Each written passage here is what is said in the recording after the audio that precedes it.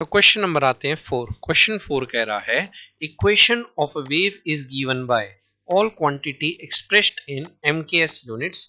यहाँ पे y हमें गिवन है equal to 5 sine of 10 pi into t minus 0.01x along the x axis. ये वेव प्लस एक्स एक्सिस में travel कर रही है। तो phase difference between two points separated by distance 10 metre along the x axis. तो phase difference पता करना है और दो पॉइंट के बीच का पाथ डिफरेंस हमें पता है। तो जैसे हम बोल दें अगर ये वेव है अपनी, तो इन दो वेव के लेट्स से पॉइंट्स हैं, ये पॉइंट और ये पॉइंट ले लेते हैं। इन दो पॉइंट्स के बीच का पाथ डिफरेंस हमें गिवन है 10 मीटर और उसके करस्पॉन्डिंग हमें फेज डिफरेंस पूछा है। तो फेज डिफरेंस और पाथ डिफरेंस में हम रिलेशन जानते हैं, डेल्टा फाई बराबर 2 pi by lambda into delta x.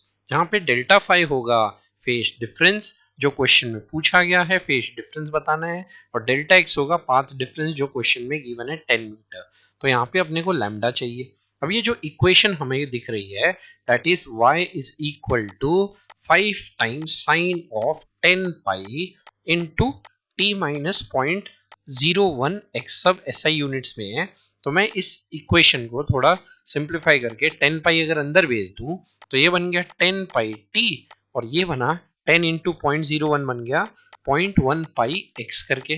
तो यहाँ पे हमें लैम्डा चाहिए। तो हम यहाँ जानते हैं जो x के साथ जो कोफिशिएंट होता है उसे हम कह सकते हैं लेट्स से प्रोपगेशन कांस्टेंट या एंगुलर वेव नंबर, जिसकी वैल्यू है 0.1 पाई, जिसे लिखा जा सकता है k की value as 2 pi by lambda. 0.1 pi को लिख सकते हैं पाई बाय 10। तो यहां से लैम्डा की वैल्यू निकल के आई 20। इस लैम्डा को यहां रख दिया जाए तो यहां से हमारे पास वैल्यू देखा जाए, लैम्डा की वैल्यू बनी हुई है 20 और डिस्टेंस हमें 10 मीटर बोल रखा है दो पॉइंट्स के बीच का। तो फेज डिफरेंस बोलते हुए इस 20 ने इस 20 को कैंसिल किया तो फेज डिफरेंस निकल के आया pi. Hence answer B that is pi, option B सही हो जाएगा। तो B is the correct answer.